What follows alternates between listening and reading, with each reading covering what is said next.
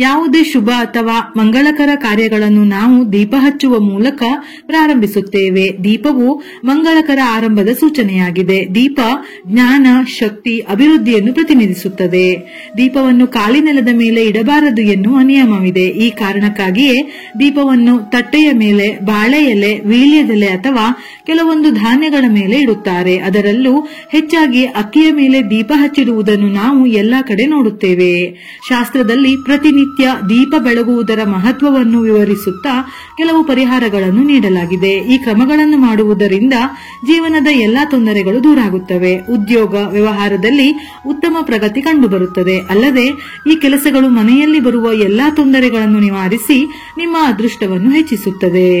ಕೇವಲ ಅಕ್ಕಿಯ ಮೇಲೆ ಮಾತ್ರವಲ್ಲದೆ ಇನ್ನೂ ಕೆಲವು ಧಾನ್ಯಗಳ ಮೇಲೆ ಕೂಡ ದೀಪವನ್ನು ಹಚ್ಚಿಡಬಹುದು. ಇಂತಹ ಧಾನ್ಯಗಳ ಮೇಲೆ ದೀಪಗಳನ್ನು ಹಚ್ಚಿಡುವುದರಿಂದ ಶುಭ ಫಲಗಳು ಪ್ರಾಪ್ತವಾಗುವುದು, ಸಮೃದ್ಧಿ, ಅದೃಷ್ಟ ಮತ್ತು ಸಕಾರಾತ್ಮಕ ಶಕ್ತಿಯನ್ನು ಪಡೆಯಬಹುದು. ದೀಪದ ಕೆಳಗೆ ಯಾವ ಧಾನ್ಯಗಳನ್ನಿಟ್ಟರೆ ನಮಗೆ ಯಾವ ಶುಭ ಫಲಗಳು ದೊರೆಯುತ್ತದೆ, ಕೆಲವೊಂದು ಸಮಸ್ಯೆಗಳಿಗೆ ಯಾವ ರೀತಿಯ ದೀಪ ಬೆಳಗಬೇಕೆಂದು ಈ ವಿಡಿಯೋದಲ್ಲಿ ನೋಡೋಣ.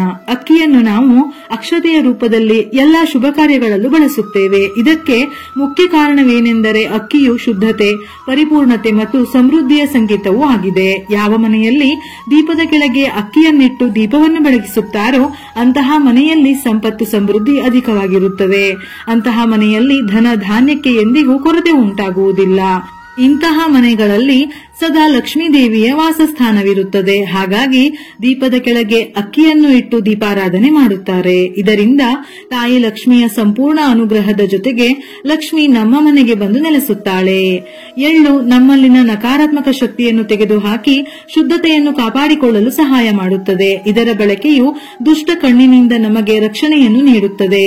ವೃತ್ತಿ ಜೀವನದಲ್ಲಿನ ಅಡೆತಡೆಗಳನ್ನು ತೆಗೆದುಹಾಕಲು ಸಹಾಯ ಮಾಡುತ್ತದೆ. ಈ ಕಾರಣಕ್ಕಾಗಿ ನಾವು ದೀಪದ ಕೆಳಗೆ ಎಳ್ಳನ್ನು ಹಾಕಿ ದೀಪವನ್ನು ಹಚ್ಚಿಡಬೇಕು.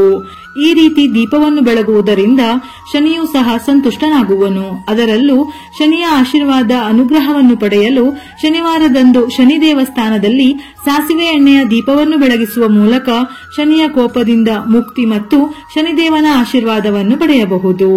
ಬಾರ್ಲಿಯು ಪ್ರಗತಿ, ಸಮೃದ್ಧಿ, ಶುಭದ ಸಂಕೇತವಾಗಿದ್ದು ಇದನ್ನು ಅಕ್ಕಿಯಂತೆ ಹವನ ಮತ್ತು ಯಾಗಗಳಲ್ಲಿಯೂ ಬಳಸಲಾಗುತ್ತದೆ. ದೀಪವನ್ನು ಹಚ್ಚಿಡುವಾಗ ಅದರ ಕೆಳಗೆ ಬಾರ್ಲಿಯನ್ನು ಹಾಕಿ ಅದರ ಮೇಲೆ ದೀಪವನ್ನು ಇಡುವುದರಿಂದ ನಮ್ಮ ಜೀವನದಲ್ಲಿ ಯಾವುದೇ ಸೌಕರ್ಯಗಳಿಗೆ ಕೊರತೆ ಎದುರಾಗುವುದಿಲ್ಲ.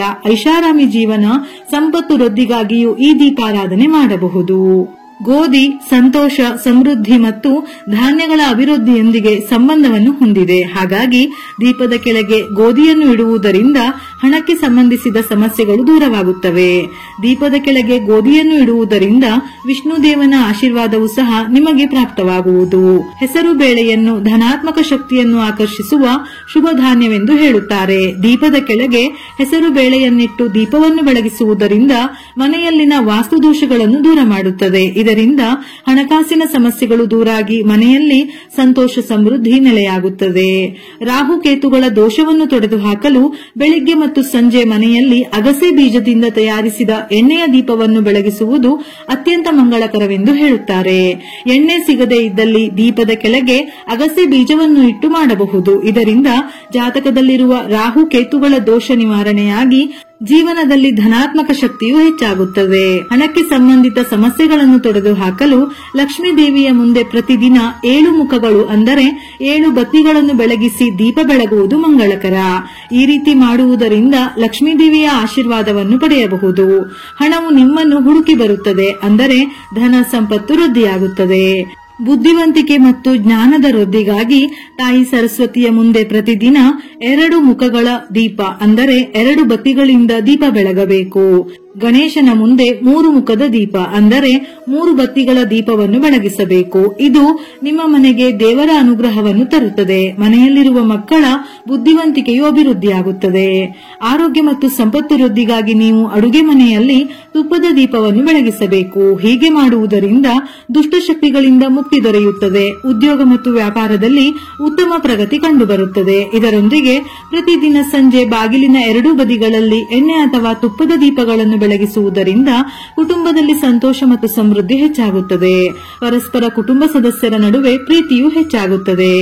ಋಣದಿಂದ ಮುಕ್ತಿ ಹೊಂದಲು ಮನೆಯಲ್ಲಿ ಪ್ರತಿನಿತ್ಯ ಎಣ್ಣೆಯ ದೀಪವನ್ನು ಹಚ್ಚಿ ದೇವರನ್ನು ಪ್ರಾರ್ಥಿಸಬೇಕು. ಇದರ ನಂತರ ಸಂಜೆ ಅರಳಿ ಮರದ ಕೆಳಗೆ ತುಪ್ಪದ ದೀಪವನ್ನು ಬೆಳಗಿಸಿ. ಹೀಗೆ ಮಾಡುವುದರಿಂದ ಕ್ರಮೇಣ ಸಾಲದಿಂದ ಮುಕ್ತಿ ಸಿಗುತ್ತದೆ. ಉದ್ಯೋಗ ಮತ್ತು ವ್ಯಾಪಾರದಲ್ಲಿ ಪ್ರಗತಿಯೂ ಉಂಟಾಗುತ್ತದೆ. ಕುಟುಂಬದಲ್ಲಿ ಸಂತೋಷ, ಶಾಂತಿ ಮತ್ತು ಸಮೃದ್ಧಿಗಾಗಿ ಪ್ರತಿದಿನ ಬಾಲಗೋಪಾಲನ ಮುಂದೆ ಮತ್ತು ಗುರುವಾರದಂದು ಭಗವಾನ್ ವಿಷ್ಣು ಮತ್ತು ಬಾಳೆ ಮರದ ಕೆಳಗೆ ತುಪ್ಪದ ದೀಪವನ್ನು ಬೆಳಗಿಸಬೇಕು. ಇದಾದ ನಂತರ ಓಂ ನಮೋ ಭಗವತೆ ವಾಸುದೇವಾಯ ಎಂಬ ಮಂತ್ರವನ್ನು 108 ಬಾರಿ ಜಪಿಸಬೇಕು. ಹೀಗೆ ಮಾಡುವುದರಿಂದ ಮನೆಯಲ್ಲಿ ಧನಾತ್ಮಕ ಶಕ್ತಿ ಹೆಚ್ಚಾಗುತ್ತದೆ. ನಿಧಾನವಾಗಿ ನಿಮ್ಮ ಜೀವನದ ಎಲ್ಲಾ ತೊಂದರೆಗಳು ದೂರಾಗುತ್ತವೆ. ಅಜ್ಞಾತ ಭಯ ಮತ್ತು ಶತ್ರುಗಳಿಂದ ರಕ್ಷಣೆಯನ್ನು ಪಡೆದುಕೊಳ್ಳಲು ಪ್ರತಿ ಸೋಮವಾರ ಮತ್ತು ಶನಿವಾರದಂದು ಭೈರವನ ದೇವಾಲಯದಲ್ಲಿ ಸಾಸಿವೆ ಎಣ್ಣೆಯ ದೀಪವನ್ನು ಬೆಳಗಿಸಬೇಕು. ಹೀಗೆ ಮಾಡುವುದರಿಂದ ನಿಮ್ಮ ಎಲ್ಲಾ ಭಯಗಳು ದೂರವಾಗುತ್ತದೆ. ನಿಮ್ಮ ಸುತ್ತಲೂ ರಕ್ಷಣಾತ್ಮಕ ಕವಚವು ಸೃಷ್ಟಿಯಾಗುತ್ತದೆ. ಗೌರವವನ್ನು ಹೆಚ್ಚಿಸಲು ಪ್ರತಿದಿನ ಬೆಳಿಗ್ಗೆ ಸೂರ್ಯ ದೇವರಿಗೆ ಅರ್ಧದಷ್ಟು ನೀರನ್ನು ಅರ್ಪಿಸಿ, ಅಂದರೆ ಅರ್ಘ್ಯ ನೀಡಿ, ನಂತರ ಶುದ್ಧ ಹಸುವಿನ ತುಪ್ಪದ ದೀಪವನ್ನು ಬೆಳಗಿಸುವ ಮೂಲಕ ಸೂರ್ಯ ದೇವನಿಗೆ ಆರತಿಯನ್ನು ಮಾಡಿ.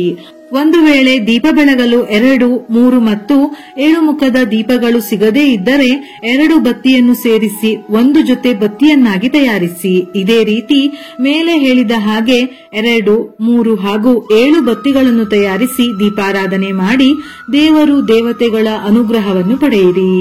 ಇದೇ ರೀತಿಯ ಮನಮುಟ್ಟುವ ಉಪಯುಕ್ತ ಮಾಹಿತಿಗಳಿಗಾಗಿ ಮತ್ತೆ ಭೇಟಿಯಾಗೋಣ.